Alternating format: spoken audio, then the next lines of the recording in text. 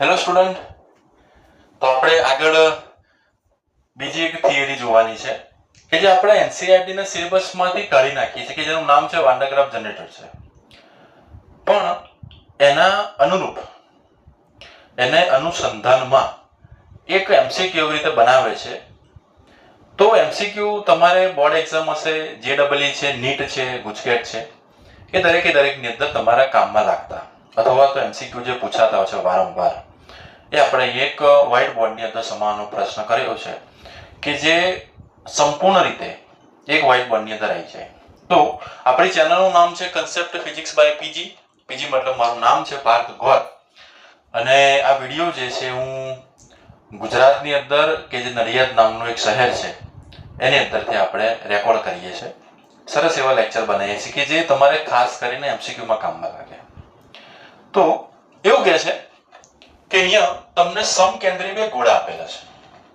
મોટો ગોળો છે કેપિટલ એ, ત્રિજ્યા કેપિટલ આર, વિદ્યુતભાર કેપિટલ ક્યુ છે. નાનો ગોળો છે કેપિટલ બી, ત્રિજ્યાની સ્મોલ આર છે, વિદ્યુતભાર સ્મોલ ક્યુ છે.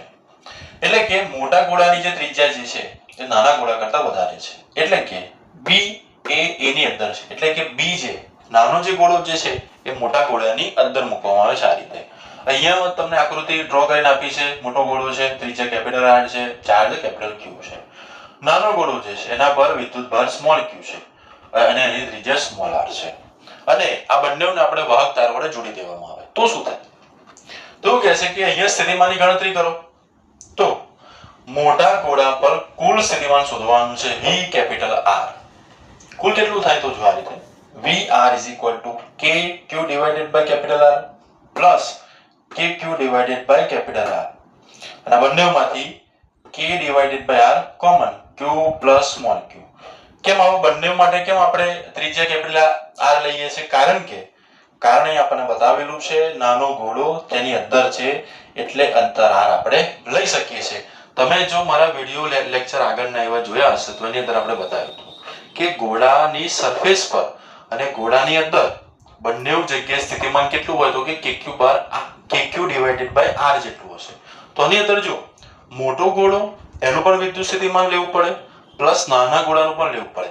તો અહીંયા આપણે ટોટલ જે છે મોટા ગોળાની ત્રિજ્યા ને આપણે કેપિટલ R કહીએ છીએ. એટલા માટે તમે સ્મોલ r ની જગ્યાએ કેપિટલ R અહીંયા લખી શકો છો.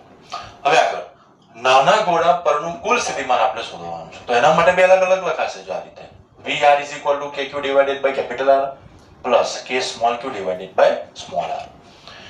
કારણ કે મોટા ગોળાની અંદરના દરેક બિંદુએ સ્થિતિમાન તેની સપાટી જેટલું થાય. મેં તમને હમણાં જ કહ્યું તો KQ divided by R જેટલું થશે. હવે સ્થિતિમાનનો તફાવત મારે કરવાનો છે. એટલે કેવી રીતે? તો કે ઇક્વેશન નંબર 2 આપી દઈએ.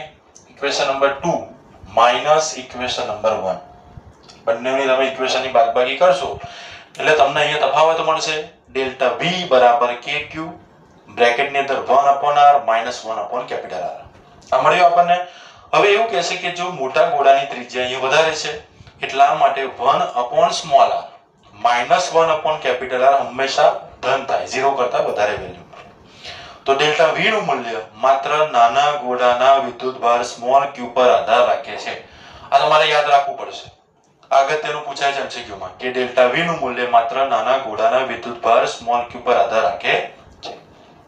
પરિણામ જુઓ. એટલે કે અહીંયા આપણને એવું સમજાવે છે કે વિદ્યુત સ્થિતિમાન જે છે નાના ગોળાનું એ મોટા ગોળાના કરતા કેવું છે? વધારે છે. હંમેશા વધારે જ રહેશે. એટલા માટે સ્ટેટમેન્ટ પર લખેલું છે કે ભાઈ નાના ગોળાનું સ્થિતિમાન હંમેશા ઊંચું જ રહેશે. જો બંનેને તારથી જોડીએ તો બધો જ વિદ્યુતભાર આપમેળે નાના ગોળાથી મોટા ગોળા તરફ જાય. ભલે મોટા ગોળા પર ગમે તેટલો વિદ્યુતભાર કેમ ન હોય, ખબર પડે? અને વાહક તારથી જોડી દો બંને ગોળાને તો નાના ગોળાથી મોટા ગોળા તરફ જાય.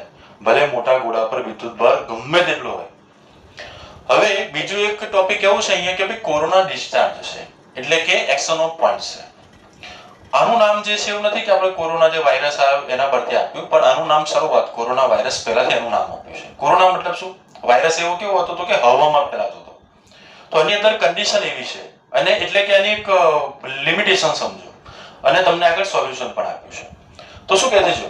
કોરોના ડિસ્ચાર્જ મતલબ કે નિયમ છે કે ભાઈ કોઈ પણ વાહક પૃષ્ઠ એટલે કે સપાટી પર વિદ્યુત ભારની પૃષ્ઠ ઘનતા સિગ્મા એ તેની વક્રતા ત્રિજ્યા સ્મોલ r ના વ્યસ્ત પ્રમાણમાં હોય.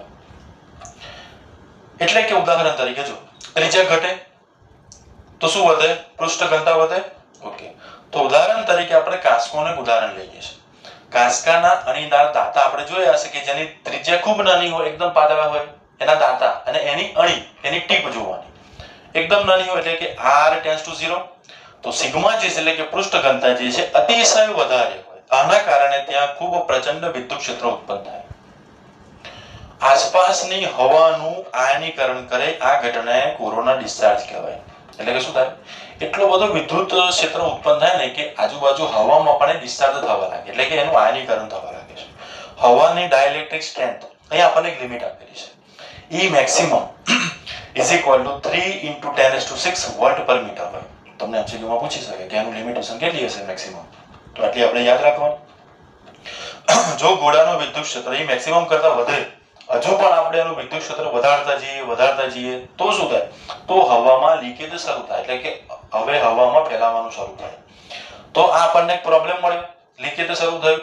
હવે લીકેજને રોકવા માટે સોલ્યુશન શું છે? તો કે સોલ્યુશન આવું છે કે ભાઈ ઊંચા દબાણે ભરેલા ગેસ, આ ટાઈપના આપણે ગેસ લઈએ છીએ અને એને સ્ટીલની ટાંકીમાં બંધ કરવામાં આવે છે.